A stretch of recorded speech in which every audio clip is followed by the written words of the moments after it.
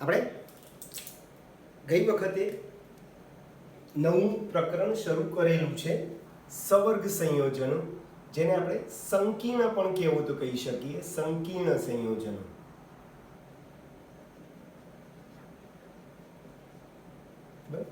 બીજું લેક્ચર છે આજે.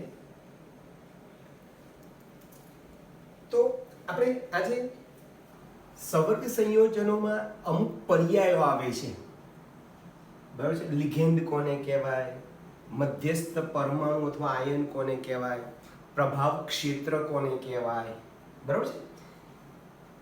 લિગેન્ડના પાછા સંકીર્ણ પાછા પ્રકાર છે હિટ્રોલેપ્ટિક, બરાબર, હોમોલેપ્ટિક, એક કેન્દ્રીય, બહુકેન્દ્રીય. લિગેન્ડના પણ પાછા પ્રકાર છે એકદંતી, દ્વિદંતી, બહુદંતી. એ બધાની આપણે આજે ચર્ચા કરવાની છે. તો શરૂઆત આપણે સવર્ગ સ્પીસીસથી કરીશું. સવર્ગ સ્પીસીસ. તો હમણાં જ આપણે લખ્યું આગળ કે CONH3 6Cl3, આ એક ઉદાહરણ આપું છું, અને બીજું K2NiCl4, આ બીજું ઉદાહરણ આપું છું. તો આ સવર્ગ સંયોજનોમાં આ જે ચોરસ બોક્સ જે છે, એ ચોરસ બોક્સમાં આ જે ધાતુ પરમાણુ છે અથવા ધાતુ આયન સાથે નિશ્ચિત સંખ્યામાં બીજા જોડાયેલા આવા ઋણાયન કે આવા અણુ જોડાઈને જે આખો ભાગ બને છે એને આપણે સવર્ગ સ્પીસીસ કહીશું, બરાબર છે. તો ફરીથી બોલું છું, સવર્ગ સંયોજન, આ બધા સવર્ગ સંયોજન મેં ઉદાહરણ. સવર્ગ સંયોજનમાં ધાતુ પરમાણુ અથવા તો ધાતુ આયન સાથે નિશ્ચિત સંખ્યામાં જોડાયેલા આવા ઋણાયન કે આવા તટસ્થ અણુઓ વાળા ભાગને, સીમિત ભાગને આપણે સવર્ગ સ્પીસીસ કહીશું. અથવા તમે આમ બી કહી શકો કે ચોરસ બોક્સની અંદર ના ભાગને તમે શું કહી શકો ભાઈ? સવર્ગ સ્પીસીસ કહી શકો. બરાબર. દાખલા તરીકે આમાં સવર્ગ સ્પીસીસ શું થશે? CONH3 6+3, અને આમાં NiCl4 -2, બરાબર છે. આમાં NiCl4 -2, અને આમાં CONH3 6+3 ને શું કહીશું ભાઈ? સવર્ગ સ્પીસીસ. ક્લિયર દોસ્તો? તો સવર્ગ સંયોજનમાં આ જે ધાતુ પરમાણુ કે ધાતુ આયન છે, જેની સાથે કોણ જોડાય છે? આવા ઋણાયન Cl- જેવા ઋણાયન કે NH3 જેવા તટસ્થ અણુઓ જોડાય છે, સમૂહ જોડાય છે, અને જે ભાગ બને છે, ભાગને આપણે સવર્ગ સ્પીસીસ કહીશું. ક્લિયર? ચલો, પછી બીજો છે ટોપિક તમારો આવશે મધ્યસ્થ પરમાણુ. મધ્યસ્થ પરમાણુ અથવા મધ્યસ્થ આયન. બરાબર, મધ્યસ્થ પરમાણુ અથવા આયન. તો હમણાં જ આપણે કીધું, આ જે સવર્ગ સ્પીસીસ જે છે, ચોરસ બોક્સ વાળો જે ભાગ જે છે, સવર્ગ, જેને આપણે સવર્ગ સ્પીસીસ કીધું છે, એ સવર્ગ સ્પીસીસમાં રહેલા આ ધાતુ પરમાણુ અથવા તો ધાતુ આયનને શું કહીશું ભાઈ? મધ્યસ્થ પરમાણુ. જેની સાથે કોણ જોડાય છે? આવા ચોક્કસ સંખ્યામાં તટસ્થ અણુ કે ઋણ આયન જોડાય છે. એટલે ટૂંકમાં ચોરસ બોક્સમાં રહેલા રહેલી ધાતુને ધાતુ પરમાણુ અથવા આયન કહીશું. દાખલા તરીકે જુઓ, CONH3 6+3 Cl3, અને બીજું આપણું ઉદાહરણ K2NiCl4 માં આ જે CO જે છે, જેને આપણે ધાતુ પરમાણુ એટલે કે મધ્યસ્થ પરમાણુ પરમાણુ કે પછી મધ્યસ્થ આયન કહીશું. આમાં જે નિકલ જે છે એને પણ મધ્યસ્થ પરમાણુ કે આયન કહીશું.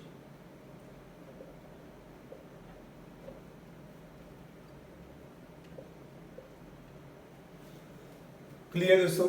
તો મધ્યસ્થ પરમાણુ કે આયન કોને કહેવાય? તો જે સવર્ગ સ્પીસીઝ જે છે, સવર્ગ સ્પીસીઝમાં આ જે શરૂઆતમાં જે છે ધાતુ છે એને આપણે મધ્યસ્થ પરમાણુ અથવા આયન કહીશું. અને એની સાથે આવા નિશ્ચિત સંખ્યામાં કોણ જોડાયેલું છે? કાં તો ઋણ આયન જોડાયેલો, કાં તો તટસ્થ અણુ જોડાયેલો હોય છે. ક્લિયર? પછી ત્રીજો પર્યાય છે લિગેન્ડ. લિગેન્ડ કોને કહેવાય? તો એની જ વસ્તુ, આ જે મધ્યસ્થ પરમાણુ કે આયન જે છે એની સાથે આવા જોડાયેલા ઋણ આયન કે તટસ્થ અણુને લિગેન્ડ કહીશું. શું કીધું ભાઈ? મધ્યસ્થ પરમાણુ કે આયન સાથે જોડાયેલ, સાથે નિશ્ચિત સંખ્યામાં જોડાયેલ, એમ લખીએ આપણે, નિશ્ચિત સંખ્યામાં જોડાયેલ ઋણાયન કે તટસ્થ અણુને શું કહીશું ભાઈ? આપણે લિગેન્ડ કહીશું. આ રીતે દાખલા તરીકે આ જે છે CONS3,6Cl3 આ સંકીર્ણ આયન છે, સંકીર્ણ છે, સવર્ગ સંયોજન છે. K2NiCl4 એ પણ સવર્ગ સંયોજન છે. ફરીથી આ ચોરસ બોક્સ વાળાને આપણે સવર્ગ પ્રભાવ ક્ષેત્ર કીધું, અને સવર્ગ પ્રભાવ ક્ષેત્ર કહીશું. આ જે છે એને મધ્યસ્થ પરમાણુ અથવા આયન કહીશું. અને એની સાથે જે બોક્સમાં જે જોડાયા છે એને લિગેન્ડ કહેવાય. આ NS3 ને લિગેન્ડ કહેવાય. આ Ni ને મધ્યસ્થ પરમાણુ અથવા આયન કહેવાય. આ Cl ને શું કહેવાય ભાઈ? લિગેન્ડ કહેવાય.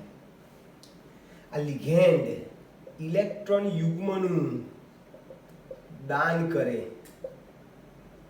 દાન કરતા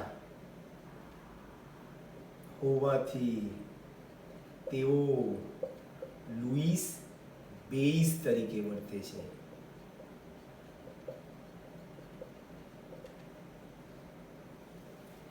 બરાબર છે? એવું જરૂર નથી કે એક જ પ્રકારના લિગેન્ડો, આ રીતે પણ જુદું જુદું પણ ઉદાહરણ તમે આપી શકો. દાખલા તરીકે ચલો CrH2O4 Cl2, બરાબર છે? Cl. તો અહીંયા આ જે છે આ H2O ને પણ લિગેન્ડ કહેવાય. બરાબર છે? H2O ને પણ લિગેન્ડ કહેવાય. Cl ને પણ શું કહેવાય ભાઈ? લિગેન્ડ. આ અંદરનો જે Cl જે છે, સવર્ગ સ્પીસીઝમાં રહેલો Cl જે છે એને લિગેન્ડ કહેવાય. ચલો આ કાઢી નાખીએ એટલે અહીંયા ઉપર પ્લસ લખી દઉં છું. તો ક્લિયર ભાઈ? તો સવર્ગ સંયોજનમાં આ જે મધ્યસ્થ પરમાણુ કે આયન સાથે નિશ્ચિત સંખ્યામાં જોડાયેલા આવા ઋણાયન કે તટસ્થ અણુને આપણે શું કહીશું ભાઈ? લિગેન્ડ કહીશું. અને લિગેન્ડ ઇલેક્ટ્રોન યુગ્મનું દાન કરતા હોવાથી એને લુઈસ બેઝ તરીકે ઓળખીશું. ઇલેક્ટ્રોન યુગ્મનું દાન કરતા હોવાથી લુઈસ બેઝ છે. પછી લિગેન્ડના પ્રકાર છે.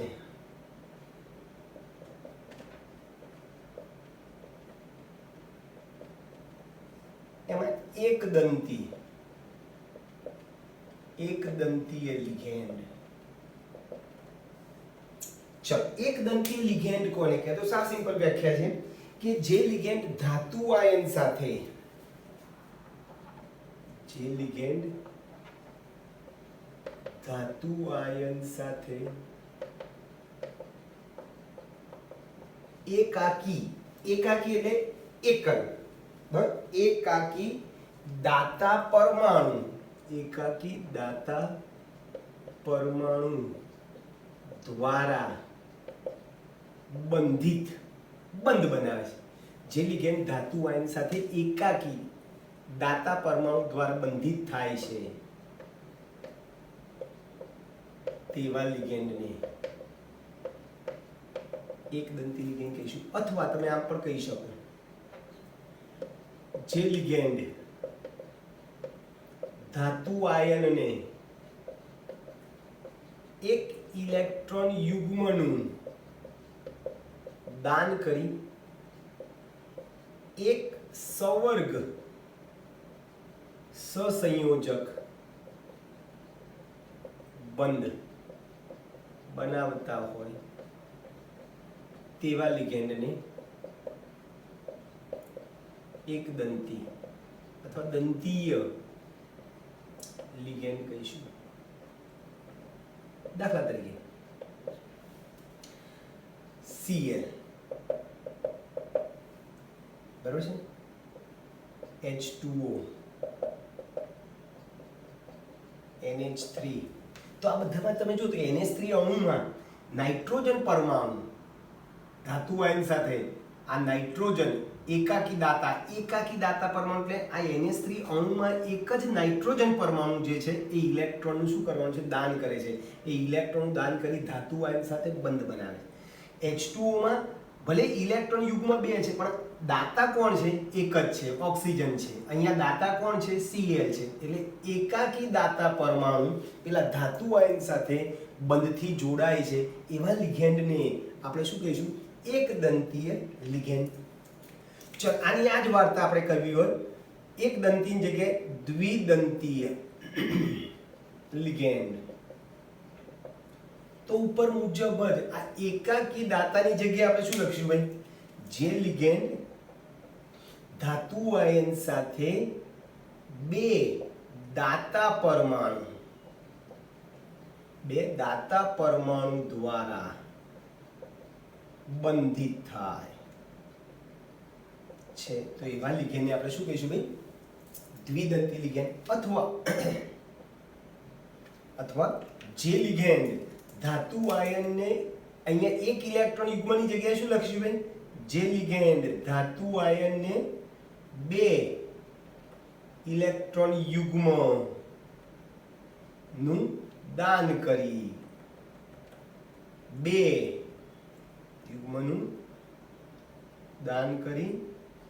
બે સવર્ગ સહસંયોજક બંધ બનાવતા હોય તેને દ્વિદંતી લિગેન્ડ કહીશું આપણે. બરાબર છે. દાખલા તરીકે CO3 -2 બરાબર છે, SO4 -2 બરાબર, આ બધા દ્વિદંતી લિગેન્ડ છે. GLY, ઓક્ઝેલેટો, આ બધા દ્વિદંતી લિગેન્ડ છે. એટલે બે ઇલેક્ટ્રોન યુગ્મનું દાન કરશે ધાતુ આયને, બે ઇલેક્ટ્રોન યુગ્મનું દાન કરી બે સબંધ સહસંયોજક બંધ બનાવતા તેને દ્વિદંતી લિગેન્ડ કહીશું. પછી બહુદંતી લિગેન્ડ, દ્વિદંતી પછી ત્રિદંતી પણ આવે. ચલો આ ક્લિયર ભાઈ.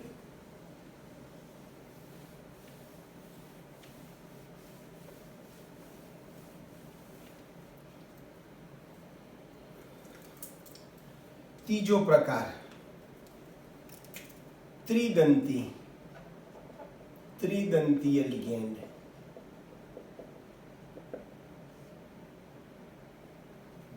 આપી શકશો આની જેમ જ સેમ ટુ સેમ, જે લિગેન્ડ ધાતુ આયન સાથે ત્રણ દાતા પરમાણુ દ્વારા બંધિત થાય છે, અથવા તો જે લિગેન્ડ ધાતુ આયનને 3 ઇલેક્ટ્રોન યુગ્મનું દાન કરી 3 સવર્ગ સહસંયોજક બંધ બનાવે છે એને ત્રિદંતી લિગેન્ડ કહેવાય. દાખલા તરીકે PO4 -3 બરાબર છે, ASO4 -3, આ બધા ત્રિદંતી લિગેન્ડ છે. ચલો બહુદંતીય લિગેન્ડ.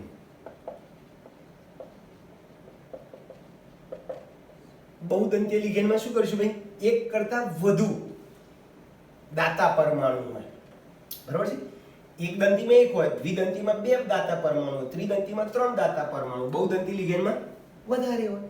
એટલે જે લિગેન્ડ આમની વ્યાખ્યા, જે લિગેન્ડ એક કરતા વધુ ઇલેક્ટ્રોન યુગ્મનું દાન કરી એક કરતા વધુ સવર્ગ સહસંયોજક બંધ બનાવે છે જે લિગેન્ડ એક કરતા વધુ ઇલેક્ટ્રોન યુગ્મનું દાન કરી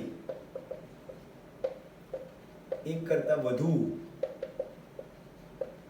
સવર્ગ સહસંયોજક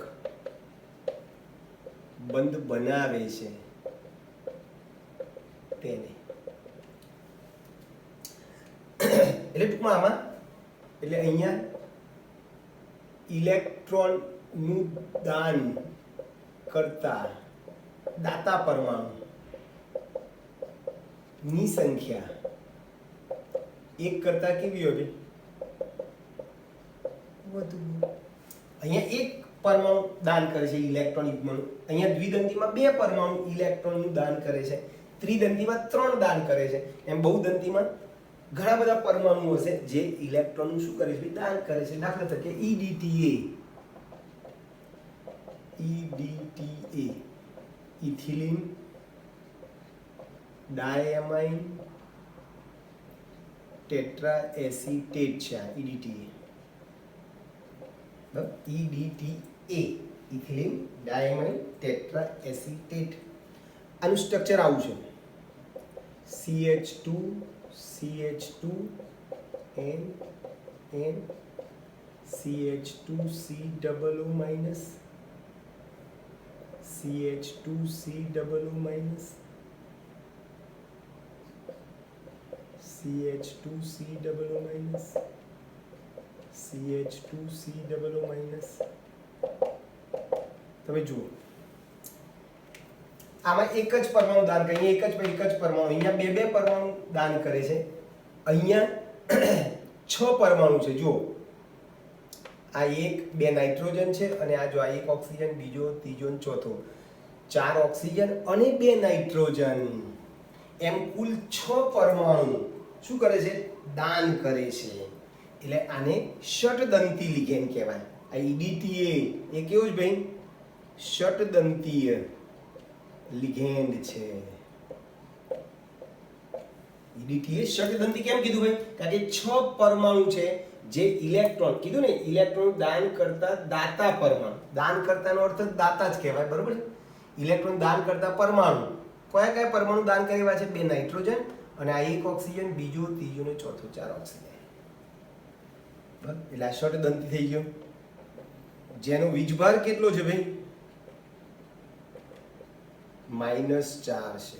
જો આ દરેક ઓક્સિજન પર -1 છે. તો આ બી ઘણી વાર પૂછાય. EDTA નું પૂરું નામ પણ કહે છે, EDTA કેટલા દંતી લિગેન્ડ છે એવું પણ પૂછાય છે, EDTA ઉપરનો વીજભાર કેટલો છે એવું પણ તમને પૂછાય છે. ક્લિયર દોસ્તો? પછી આવે છે તમારે લિગેન્ડના આ બધા પ્રકારો થઈ ગયા. એટલે ઘણીવાર તમને આવો બી પ્રશ્ન પૂછે લિગેન્ડ એટલે શું, એનું વર્ગીકરણ કરો. તો તમે આખો પ્રશ્ન તમે એમાં પણ લખી શકો. લિગેન્ડ એટલે શું એનું વર્ગીકરણ કરો. તો લિગેન્ડની વ્યાખ્યા આપી અને તમે આ વર્ગીકરણ કરી શકો છો. પછી આવે છે કિલેટ સંકીર્ણ.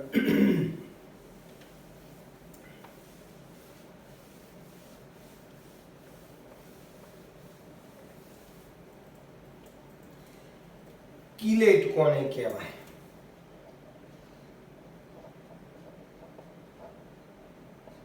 તો કે ભાઈ એક દંતીમાં એક ઇલેક્ટ્રોન યુગ્મ દાન કરે એટલે એક દંતી લિગેન્ડ તમારે નથી લેવાનો. દ્વિદંતી કે બહુદંતીય લિગેન્ડ જ્યારે ધાતુ આયન સાથે બંધથી જોડાય છે ત્યારે એવા સંકીર્ણમાં ચક્રીય રચના, વલય રચના ઉદ્ભવે છે, જેને આપણે કિલેટ કહીશું. શું કીધું ભાઈ? કિલેટમાં એક દંતી લિગેન્ડ ના જોઈએ. કયા જોઈએ? જ્યારે દ્વિદંતી કે બહુદંતી લિગેન્ડ ધાતુ આયન સાથે બંધથી જોડાય છે ત્યારે તેમાં વલય અથવા તો ચક્રીય રચના ઉદ્ભવે છે. આવા વલય કે ચક્રીય રચના ધરાવતા સંકીર્ણને શું કહીશું ભાઈ? કિલેટ કહીશું.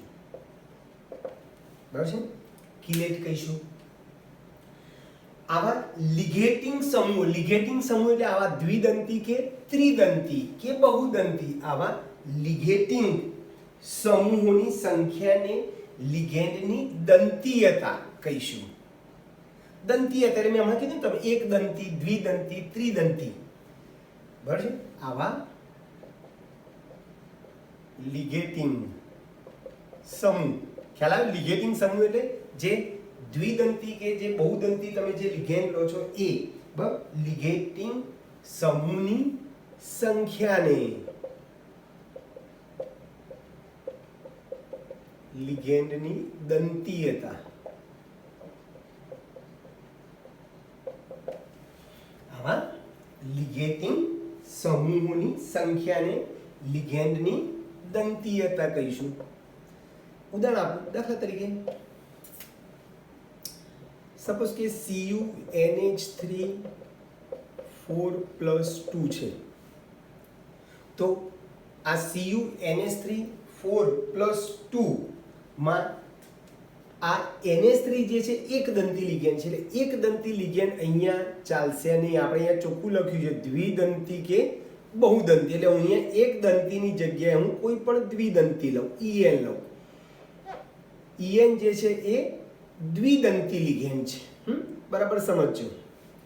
હવે Cu સાથે જ્યારે EN જોડાય છે ત્યારે આવું બને છે. એકચ્યુઅલી Cu EN જે છે દ્વિદંતી લિગેન્ડ છે. એટલે એક EN નું સ્ટ્રક્ચર આવું છે. EN છે. બરાબર? દ્વિદંતી છે એટલે બે સંવર્ગબંધ બનાવશે. એક EN બે સંવર્ગબંધ બનાવશે. ચલો કેટલા EN છે? બે છે ને. એટલે બીજો EN આ રીતે એ પણ EN બીજો સંવર્ગબંધ બની દીધા અને આ +2 થઈ ગયા. તો જો આ ચક્રીય રચના બની. આવી ચક્રીય રચનાવાળા સમૂહને, આવા ચક્રીય રચનાવાળા સંકીર્ણને કિલેટ સંકીર્ણ કહીશું.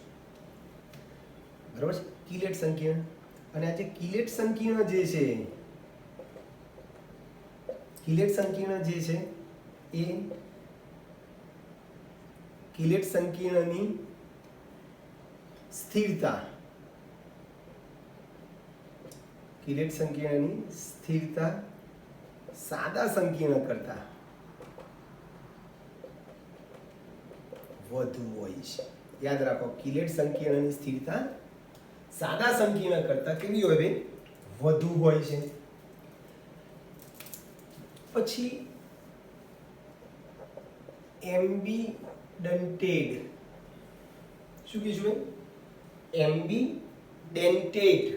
એમ્બીડેન્ટેડ ઉભયદંતી.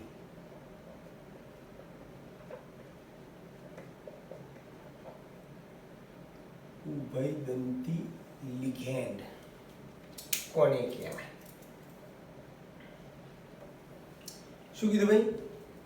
એમ્બીડેન્ટેડ ઉભયદંતી લિગેન્ડ.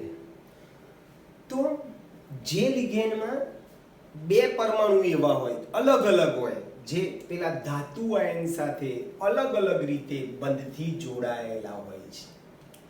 એટલે જે લિગેન્ડ માં બે જુદા જુદા પરમાણુ ધાતુ આયન સાથે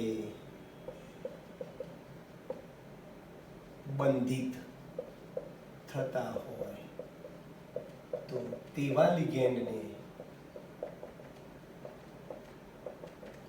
એમ્બીડેન્ટેડ લિગેન્ડ કહીશું.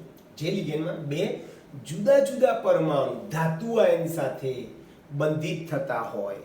દાખલા તરીકે NO2- આ જે છે ને NO2- M એટલે ધાતુ આયન કહું છું. એની સાથે જુઓ N થી પણ જોડાઈ શકે અને O થી પણ જોડાઈ શકે. આ રીતે M એટલે ધાતુ આયન છે, એની સાથે નાઇટ્રોજન જે છે એ ધાતુ આયન સાથે નાઇટ્રોજન પરમાણુથી પણ જોડાઈ શકે, સંવર્ગબંધ બતાવી દીધું, અથવા આમ પણ જોડાઈ શકે, એમ O થી જોડાય,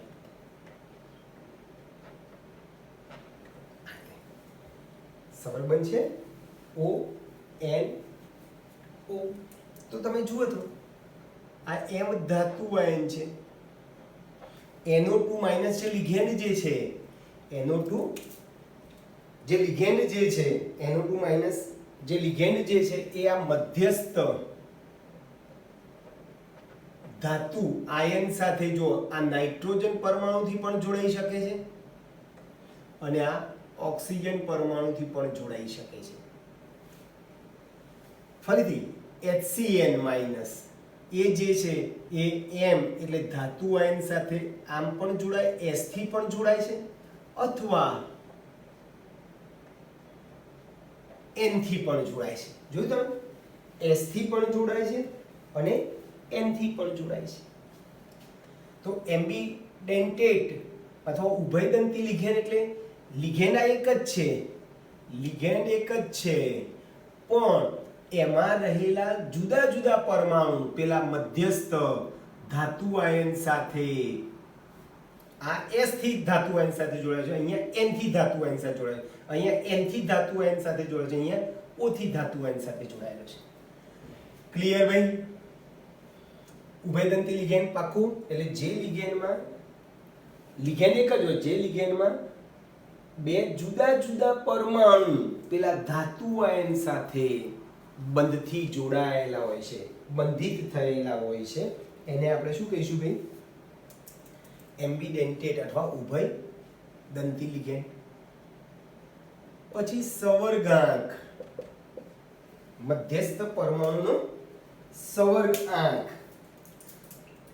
તો આપણે કીધું આ સપોઝ કે આ સંવર્ગ સ્પીસીસ છે, એની અંદર આ ધાતુ આયન છે અને એની સાથે આ જે લિગેન્ડ જોડાયેલા છે, લિગેન્ડની સંખ્યાને સંવર્ગાંક કહેવાય. બરાબર છે? એટલે સંવર્ગ સંયોજનમાં ધાતુ આયન કે પરમાણુ સાથે નિશ્ચિત સંખ્યામાં જોડાયેલ ઋણાયન કે તટસ્થ અણુ, જેને આપણે લિગેન્ડ કીધેલું છે, ઋણાયન કે તટસ્થ અણુ ની સંખ્યાને, લિગેન્ડની સંખ્યાને સંવર્ગાંક કહીશું. દાખલા તરીકે જોજો, CrNH3 6Cl3 માં આ ધાતુ આયન છે, એની સાથે આ જોડાયેલો લિગેન્ડ છે. આપણે કીધું ચોરસ બોક્સમાં આ ધાતુ આયન સિવાય જે કંઈ હોય એ બધાને લિગેન્ડ કહેવાય. મધ્યસ્થ ધાતુ આયન છે આ Cr, આ NH3 લિગેન્ડ છે અને લિગેન્ડની સંખ્યાને, બરાબર, લિગેન્ડની સંખ્યાને શું કહીશું ભાઈ આપણે? સંવર્ગાંક. એટલે આમાં Cr નો સંવર્ગાંક કેટલો થશે ભાઈ? 6 થાય. 6 લિગેન્ડ જોડાયેલા છે ને. ચાલો ફરીથી આ ઉદાહરણ લઈએ. CuEn2+2 માં Cu નો સંવર્ગાંક 4 છે. કે સર 4 કેવી રીતે થાય? તો આ En જે છે ને એ આપણે આગળ કીધું દ્વિદંતી લિગેન્ડ છે. En જે છે એ દ્વિદંતી લિગેન્ડ છે, એટલે એક En કેટલા સંવર્ગબંધ બનાવશે? 2. તો 2 En કેટલા બનાવશે? 4. એક En દ્વિદંતી છે એટલે એક En 2 સંવર્ગબંધ બનાવે છે, તો 2 En 4 સંવર્ગબંધ બનાવે એટલે એનો સંવર્ગાંક 4 કહેવાય. ફરીથી આ રીતે COOX thrice -3 માં CO નો સંવર્ગાંક 6 થશે. કોઈ કે કેમ સાહેબ? તો આ જેમ En દ્વિદંતી લિગેન્ડ છે એમ OX પણ દ્વિદંતી છે, એટલે એક OX 2 સંવર્ગબંધ બનાવે, તો 3 OX કેટલા સંવર્ગબંધ બનાવશે? 6. ટૂંકમાં સંવર્ગબંધની સંખ્યા ને આપણે શું કહીશું ભાઈ? સંવર્ગાંક. ધાતુ આયન સાથે જે પેલો લિગેન્ડ સંવર્ગબંધથી જોડાય છે એ સંવર્ગબંધની સંખ્યાને આપણે શું કહીશું ભાઈ? સંવર્ગ આંક કહીશું. બરાબર છે. પછી આવે છે તમારે પ્રભાવ ક્ષેત્ર અને પ્રતિ આયન.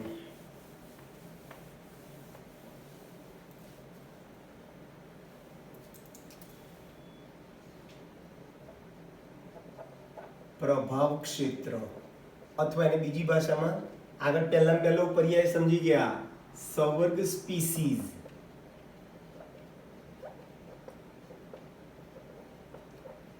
અને પ્રતિ આયન.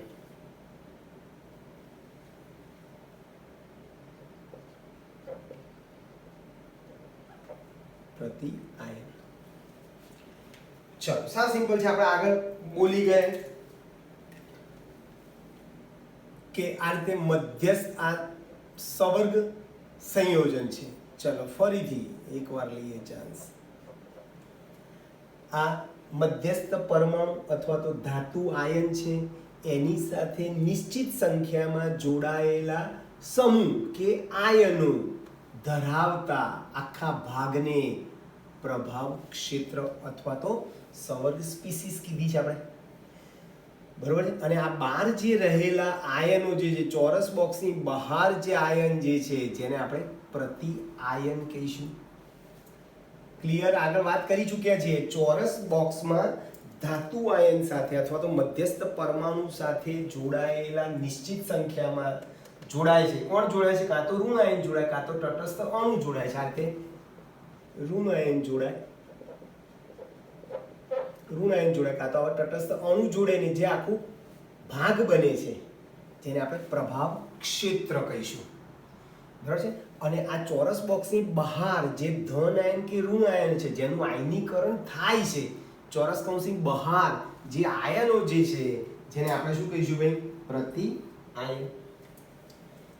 એટલે સંવર્ગ પ્રભાવ ક્ષેત્ર. ક્લિયર ભાઈ? ચોરસ બોક્સને ટૂંકમાં ચોરસ બોક્સને સંવર્ગ પ્રભાવ ક્ષેત્ર કહે છે.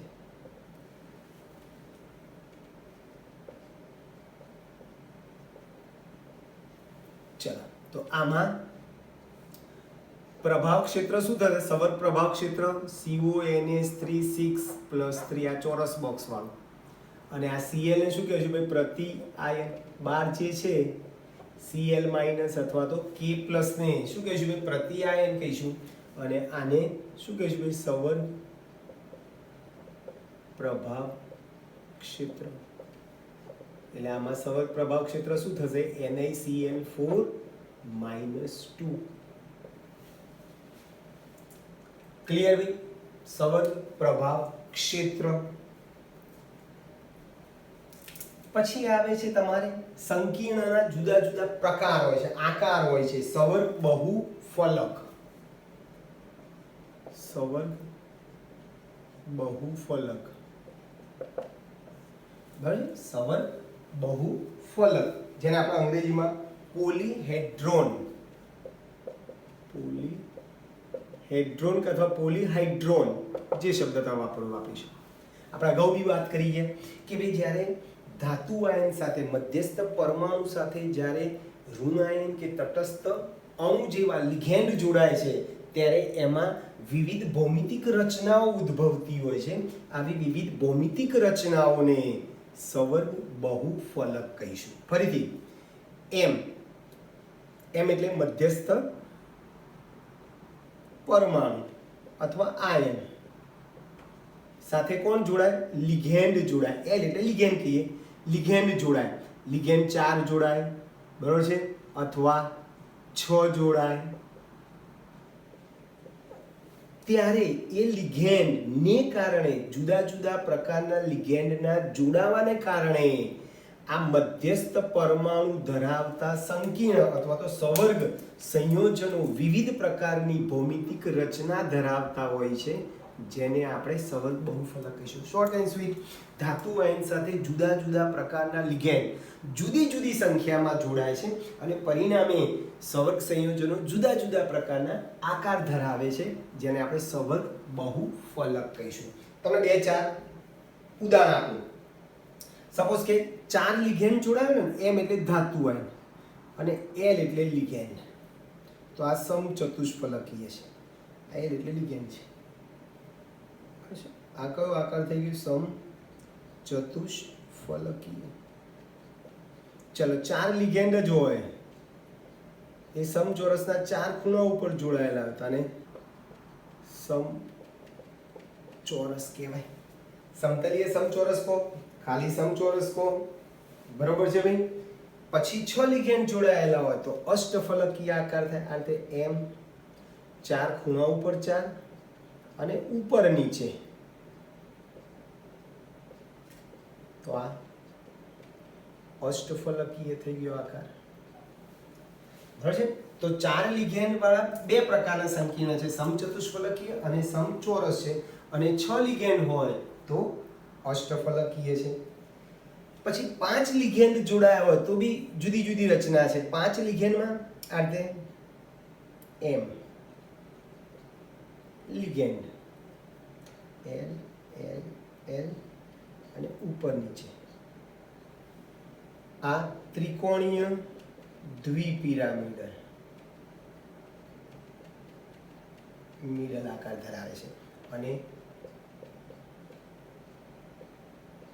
5 લિગેન્ડ ઉપર જોડાયેલો, આ રીતે ઉપર જોડાયેલો હોય છે, જેનો આકાર સમચોરસ પિરામિડલ છે.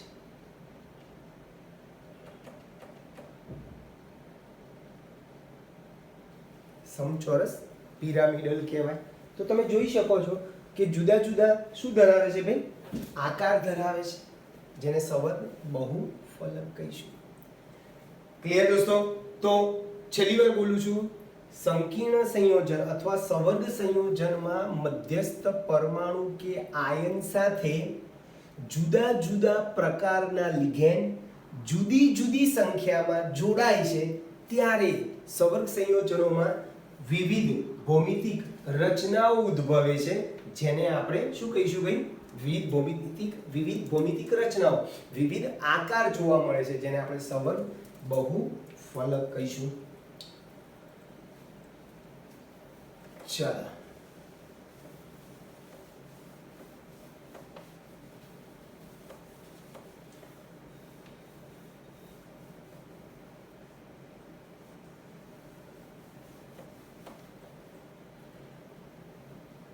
પછી આવે છે હોમોલેપ્ટિક સંકીર્ણ.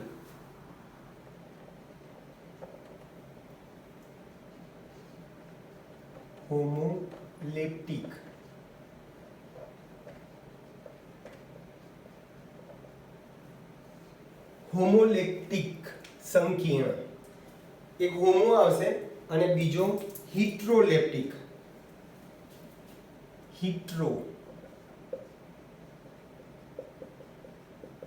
લેપ્ટિક અથવા તેને ગુજરાતીમાં મિશ્ર લિગેન્ડ સંકીર્ણ કહીશું. શું કહીશું ભાઈ? મિશ્ર લિગેન્ડ સંકીર્ણ. ચલો શરૂઆત કરીએ. હોમોલેપ્ટિક એટલે જે સંકીર્ણમાં ધાતુ આયન સાથે મધ્યસ્થ પરમાણુ સાથે એક જ પ્રકારના લિગેન્ડ જોડાયેલા હોય, એને હોમોલેપ્ટિક. જે સંકીર્ણમાં મધ્યસ્થ પરમાણુ અથવા આયન સાથે એક જ પ્રકારના લિગેન્ડ જોડાયેલ હોય તો તેવા સંકીર્ણને, સંકીર્ણ શબ્દ બોલો, સવર્ગ સંયોજન બોલો, એકનું એક જ છે. ચલો ઉદાહરણ આપો. દાખલા તરીકે NiCO4, તો આમાં મધ્યસ્થ પરમાણુ Ni છે અને CO લિગેન્ડ છે. એક જ પ્રકારના લિગેન્ડ છે ને, સંખ્યા ભલે 4 હોય, બરોબર છે. આગળ આપણે ઉદાહરણ આપીએ NH3 6 Cl3 K2 NiCl4 તો આ બધામાં એક જ પ્રકારના લિગેન્ડ જોડાયેલા છે KMnO4 તો આમાં બધામાં તમે જુઓ આમાં ઓક્સિજન લિગેન્ડ એક જ પ્રકારનો છે Cl એક જ પ્રકારનો છે CO એક જ પ્રકારનો છે NH3 એક જ પ્રકારનો લિગેન્ડ છે એક જ પ્રકારના લિગેન્ડ હોય તેને હોમોલેપ્ટિક અને એક કરતા વધારે પ્રકારના લિગેન્ડ હોય તેને હિટ્રોલેપ્ટિક કહેવાય એટલે જે સંકીર્ણમાં મધ્યસ્થ પરમાણુ કે આયન સાથે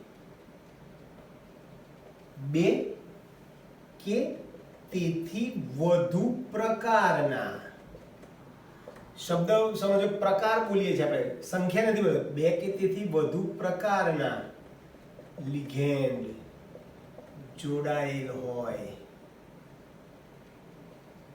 તો તેવા સંકીર્ણને મિશ્ર લિગેન્ડ સંકીર્ણ અથવા હિટ્રોલેપ્ટિક સંકીર્ણ કહીશું દાખલા તરીકે Cr NH3 4 Cl2 જુઓ બે જુદા જુદા પ્રકારના લિગેન્ડ છે NH3 પણ છે અને Cl પણ છે CO En2 SO4 તો જો અહીંયા બે પ્રકારના લિગેન્ડ છે En પણ છે અને SO4 છે તો બે જુદા જુદા પ્રકારના બે ત્રણ પણ હોઈ શકે સપોઝ કે આ રીતે લઈએ ત્રણ લઈએ PT H2O2 Cl2 HCl2 તો આમાં ત્રણ પ્રકારના લિગેન્ડ છે અહીંયા બે પ્રકારના લિગેન્ડ છે બે પ્રકારના છે તો એને બે કે વધારે પ્રકારના લિગેન્ડ જોડાય તેને હિટ્રોલેપ્ટિક એક જ પ્રકારના લિગેન્ડ જોડાય તેને હોમોલેપ્ટિક ચલો આના ઉપરથી જો આવું બી કહી શકો એક કેન્દ્રીય સંકીર્ણ કોને કહેવાય અને બહુ કેન્દ્રીય સંકીર્ણ કોને કહેવાય બહુ